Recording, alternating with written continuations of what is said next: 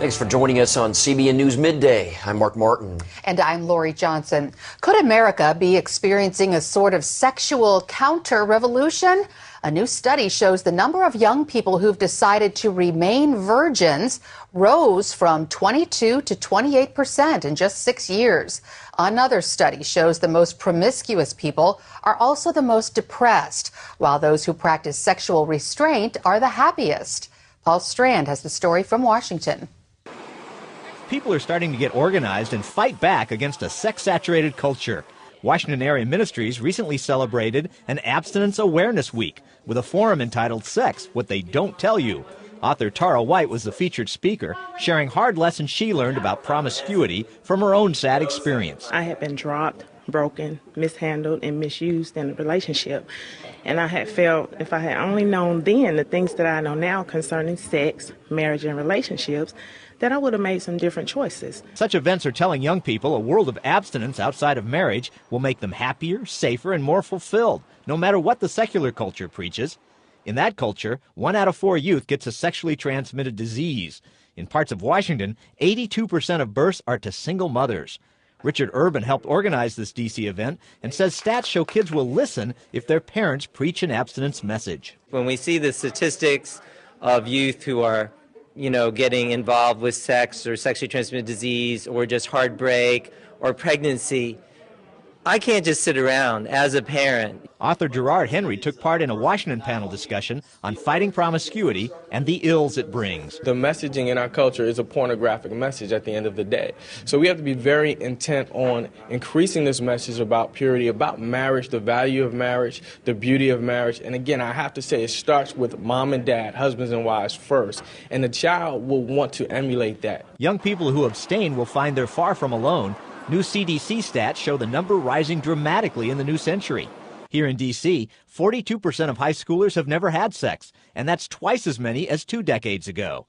Derek Cuffey is a proud 28-year-old virgin and says it doesn't cost him anything that really matters. Sometimes you have to be prepared to maybe lose some people in your life, but if the people that you call your friends are really your friends, they will do nothing but help you and support you for what you stand for. Henry says to succeed, you have to remember who you are in God and feed that. You are a spiritual being, not just a sexual being. He says constant worship and chasing God will feed that spiritual being. I was not born a loser, I was born a chooser. And because God gave us free will and choice, Harlem preacher Michael Faulkner insists I can exercise that free will to abstain from my sexual lust. Final startling stats. Girls experimenting with sex are 2 to 3 times more likely to be depressed than those who don't. And sexually active kids are more likely to drink, smoke, do drugs, get suspended, get arrested. Outside marriage, sex can hurt rather than enhance your life. Without God's protection, sex can be destructive. Paul Strand, CBN News, Washington. And turning now to Libya, where America's military action is raising questions among both conservatives and liberals. Many wonder how long the action is going to last. So far, the strikes have been very accurate, but as Charlene Israel reports, many in Washington are wondering, how is all this going to end? The assault has included B-2 stealth bombers, jet fighters, more than 120 Tomahawk cruise missiles, and other high-tech weapons. Officials say the airstrikes have been very effective. Gaddafi's compound was hit along with numerous military sites, and the Pentagon believes his military is under significant stress. Benghazi is not completely safe from attack, but it is certainly under less threat than it was yesterday. We believe his forces are under significant stress and suffering from both isolation and a good deal of confusion. The Pentagon says the U.S. and allied fighters are now patrolling Libya, but some point out Saddam Hussein survived 12 years of a no-fly zone in Iraq, and officials are not sure how long this no-fly zone will last. I wouldn't speculate in terms of length at this particular point in time. We now have the capability to patrol the airspace over Libya, and we are doing just that, shifting to a more consistent and persistent air presence. The no-fly zone is effectively in place. Politico.com reports some liberal Democrats wondered if the U.S. missile strikes were constitutional, and they were unhappy that the White House had not consulted Congress first. Republicans say the action may be too little too late. I can't see exactly where the end game is, and I do think it is a troubling situation. We just hope for the best, and maybe this will be successful. One defense analyst tells CBN News that the U.S. waited too long before taking action. At the end of the day, though, I have to say that this has been a lack of leadership on the part of the U.S. The fact that we let it go this long was the part of this that was not prudent. There are concerns that the Libyan leader could retaliate against the U.S. He has killed people in the U.K. He has killed people in France. Obviously, Lockerbie. He has the revenge motive in his mind. He's got a tribal instinct, and he will do it. If he has the chance to take revenge against the United States, he will do it. He's vengeful, vindictive, and he is a proven killer. Meanwhile, Defense Secretary Robert Gates says the U.S. expects to relinquish control of the mission to coalition forces in a matter of days. Charlene Israel, CBN News. Tino Kahush is a cameraman and journalist who's in Benghazi right now. We spoke with him just a couple of hours ago about what the scene is like on the ground. The city was in jubilation, and the whole city was just like an unbelievable state of celebration. Women, which is unheard of, women were dancing in the streets. And as I see now outside the window, they're probably bringing in some either captured. Usually what happens, they capture some soldiers from Gaddafi's troops, and they come here and they bring them to the city and celebrate. And you may hear even some gunshots in a second or two. But here you should hear it today now. But at the moment, the situation in Benghazi is very calm and semi-safe. The people are very happy for what happened outside. And CBN News senior international correspondent George Thomas joins us now. Welcome, George. Let's talk about Libya. What happens next? I mean, I think that's the $10 million question. What's the end game? You'll get a sense from the administration that there is no clear mission. What is the mission here? I mean, the UN resolutions 1973 in essence talks about protecting civilians. That we are achieving in the streets of Benghazi. Tino Kahush talked about the exuberance on the streets of Benghazi. But what next? How do you identify those who are on the streets of Benghazi from those who are enemies? You know, the leader of NATO as well as our troops are saying that this could be a long war. Gaddafi tells his people, prepare for a long war. Is there something that the administration, is there something that the public can stand for? I'm not quite sure. Now, the Al-Qaeda is actually weighing in on the role of the U.S. in Libya. What would you say Al-Qaeda's influence is in all this? Yeah, I mean, the leader of Al-Qaeda in Maghreb, his name is Abdel Malik Trugdel, and today he released a 12-minute video. And the key to this, I listened to the video, this is what he says, which is the essential part. Quote, "This is a new crusade against Islam, and freedom fighters have to engage in a long war against Americans and the NATO until they are defeated." So in essence, you have Al-Qaeda getting in the mix, telling their fighters to prepare for a long war. You know, the question I have in my mind is, who are these the anti-Gaddafi protesters? Who are they? We don't know them. Sure. You know, so there's these folks in Benghazi who are called the rebel fighters. The United States, you have to realize, has had no diplomatic relations with Libya for decades. And suddenly you have these rebel groups calling for airstrikes, calling for U.S. intervention. We really don't know who these people are. And I'm not sure if it's a good idea to begin arming them in order to take Gaddafi and his loyalists out. How can we find out who they are? I mean, how can we do that? I think at the end of the day, it's human intelligence. We have to have people on the ground who can be our eyes and ears to get a sense on the positions of these various rebel groups, to make sure we don't accidentally hit them in the process. At the end of the day, it's human intelligence, and what kind of human intelligence we've had in Libya is very, very unclear at the moment. But you get the sense from those in the Democratic as well as the Republican establishment that we just don't know what is the end game in all of this. And let's talk about Egypt quickly. Over the weekend, voters there overwhelmingly approved changes to their constitution. It clears the way for elections in September. September. Yeah. Coptic Christians, understandably, are wary of all this. What's your take on Egypt? Well, I think I'm very doubtful. I'm very dubious about using the word overwhelming. We must remember only 41% of 45 million eligible voters today in this weekend went to the polls. That means over 59% of Egyptians stayed out. Okay. That sends a very clear signal, especially for the Christians in Egypt, because they are concerned that with this new election, perhaps in September, as late as December, it will give the Muslim Brotherhood, they are the most organized group in the entire country, it will give them the opportunity for the first time in decades to come into power. And for Christians, that's very, very serious. So their fears are justified then? Yes, they are. Okay, George Thomas, thanks so much. You're welcome. Lori. The Japanese government now believes more than 18,000 people died in the earthquake and tsunami.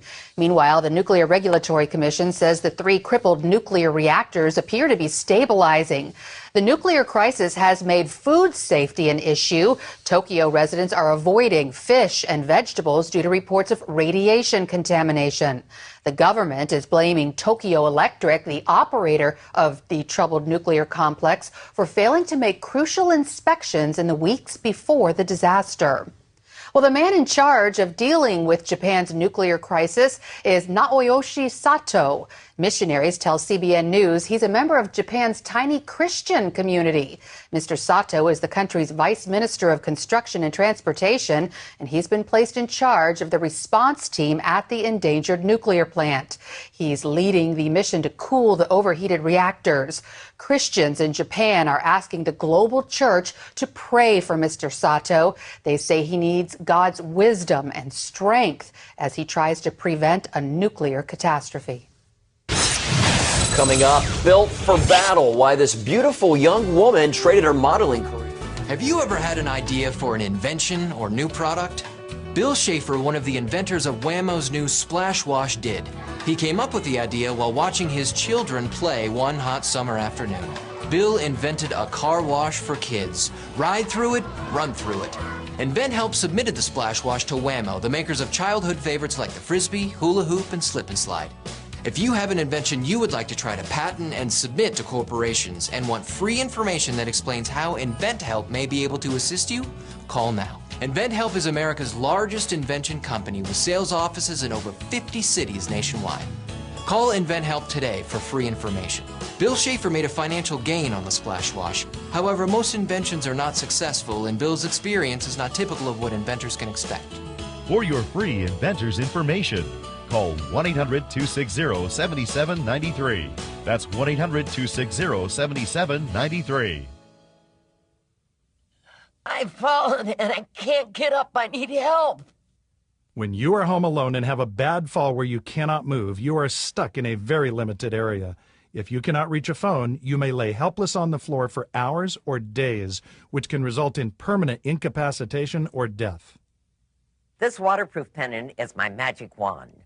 To some of the paramedics, fire department, police, or my doctor, it contacts Life Alert. When you have a heart attack like I did, and there's no one there, Life Alert was there for me. I couldn't handle the alternative of going to a nursing home. Thanks to Life Alert, you can live alone without ever being alone. And that's why I wear one. New Life Alert Classic for seniors or Life Alert 50+. Please call 1-800-586-0025 for a free brochure about Life Alert. That's 1-800-586-0025. Call us toll-free now at 1-800-586-0025. That number again, 1-800-586-0025.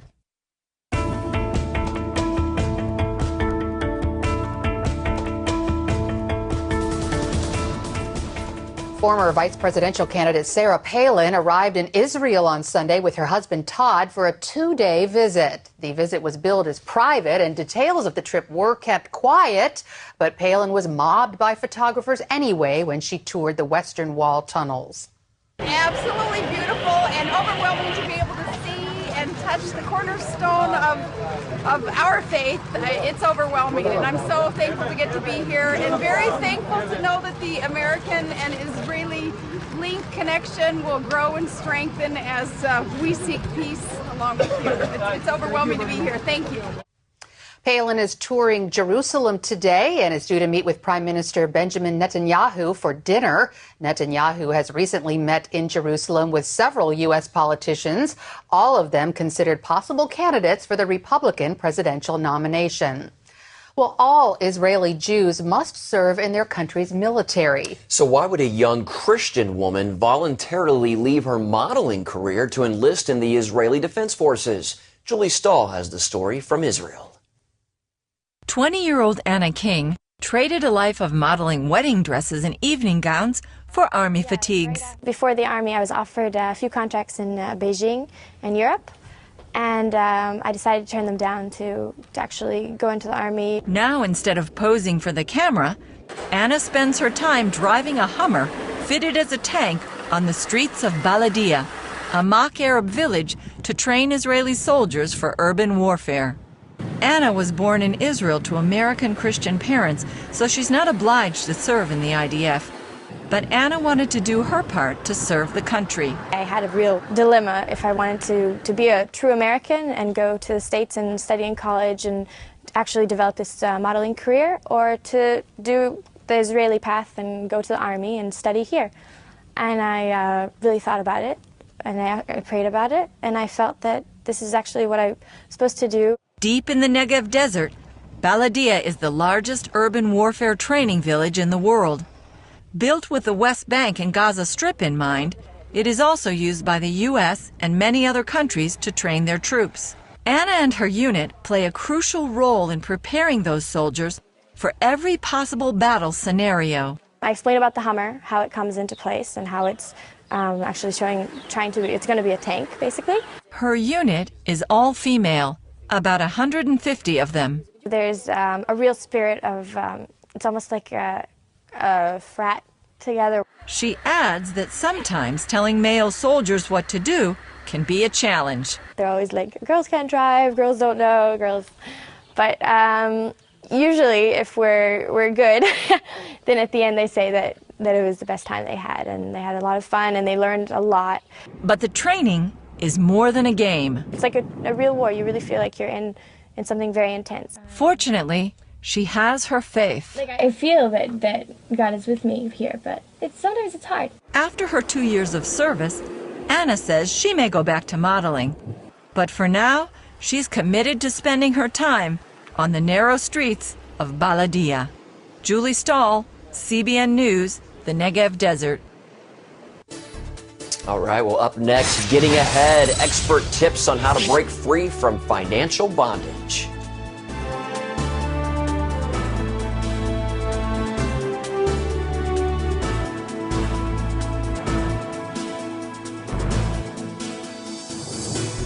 Starting a garden doesn't have to be backbreaking. Not when you have the Mantis Tiller Cultivator. It does all the hard work for you. The Mantis Tiller weighs about 20 pounds. It's easy for anyone to handle. 3 convenient power options spin the patented tines deep into the soil. They dig down, cutting through the hardest clay and tangled weeds. They're so tough, they're actually guaranteed never to break. And on our 2-cycle model, Mantis offers the best start engine option. It's our easiest starting 2-cycle tiller ever. Tilling, weeding, and cultivating have never been easier. And now you can get this amazing Mantis Tiller Cultivator at huge savings. Order now, and we include a kickstand accessory, this border edger attachment, and free shipping. Use the Mantis for a full year, and if you're not delighted, return it for a prompt, no questions asked refund. Call 1-800-707-2105 today for a free DVD and information kit. That's 1-800-707-2105. Attention those on Medicare with diabetes. You may be eligible for an upgraded meter. If you're tired of stabbing your fingertips to test your blood glucose, we have news that could change your life. If you're on Medicare with diabetes, then you need to know there's an alternative method for checking your blood glucose every day. You don't need to stab your fingertips anymore. The Embrace meter from Diabetes Care Club is easier to use and nearly painless. And the best news is that Diabetes Care Club would love to send you one of these meters. This method hurts less, and because you can see and hear your results, it may be easier to understand. Your blood glucose reading is 89. Call now to find out why. Nearly 250,000 patients have joined Diabetes Care Club. Membership is free. So is the call. Call 1-800-833-8011. Talk to Diabetes Care Club. You'll be glad you did. Well, debt is a real problem for many Americans, and that includes churchgoers and ministers. Pastor DeForest Soaries was trapped in what he calls financial slavery. But once he acknowledged his money problems, he set out to fix them. And he wrote about it in his book, Breaking Free from Debt. Ephraim Graham recently spoke with him about his experience. And DeForest Soaries joins us now. He is a pastor and author of a new book, D-Free, Breaking Free from Financial Slavery. Thank you so much for being here. Thank you for having me. First, before I even get into my very first question, financial slavery. Why do you say financial slavery? Well, first, because the Bible says that the borrower is slave to the lender. So there's a biblical basis. But then there's a personal testimony. From the age of 18 to the age of 33, I was addicted to spending and drowning in consumer debt, which made me a slave. And so it's a personal testimony, and it's a biblical principle. In 2003, your church actually had a serious financial problem. What happened? Well, the church constructed a new facility.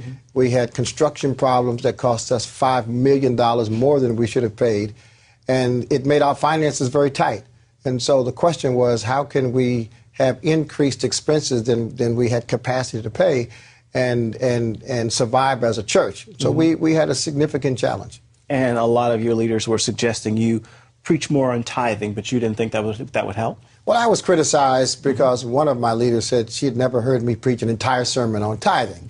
And I believe tithing is a part of God's plan, but within the context of a relationship with God. The other challenge is that the new church, the contemporary church, has perverted the concept of tithing and has manipulated this whole idea of money and fundraising to the point that when people hear the pastor talk tithing, they often think fundraising. And the gimmicks of the games have made it very important that we go very biblical, far beyond one verse or one slogan.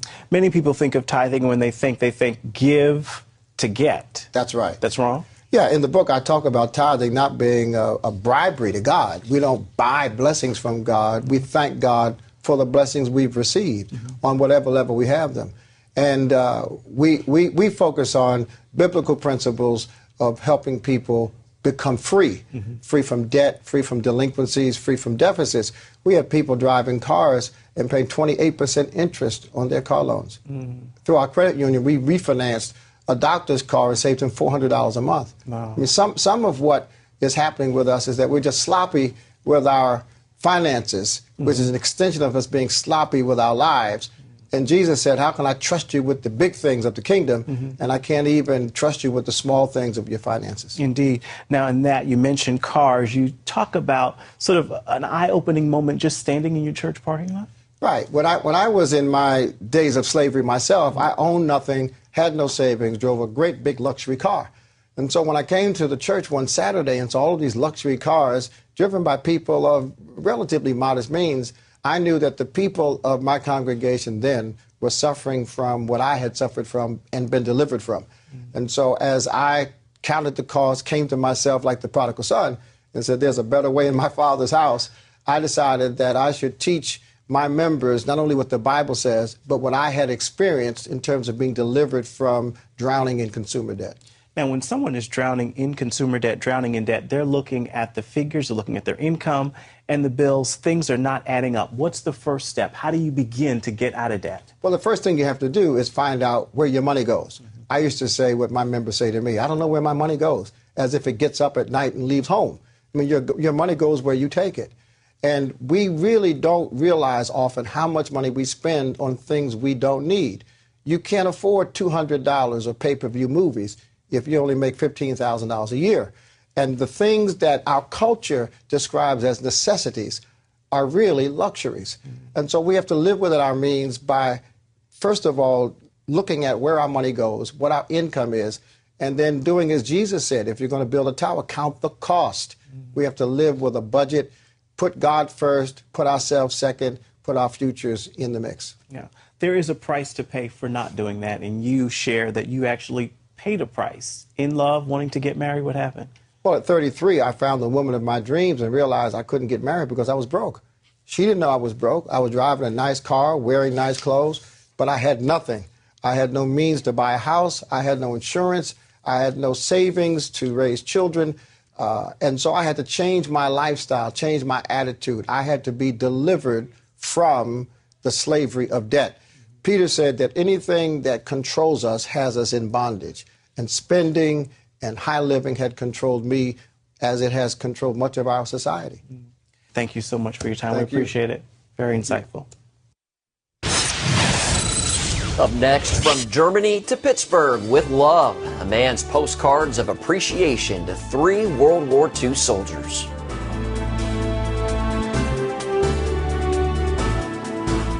Millions of women worldwide love Bare Minerals. This is smooth, it's nice, and it covers.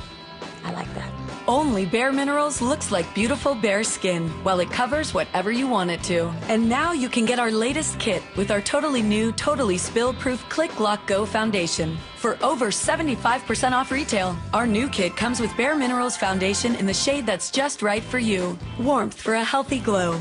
Mineral Veil, the ultimate finishing touch, and Bare Minerals Flawless Application Brush. Call now and get 3 full-size gifts worth $57.95 free. Purchased separately, you'd spend over $120. Our original Get Started kit was a great deal at 2 payments of $29.99.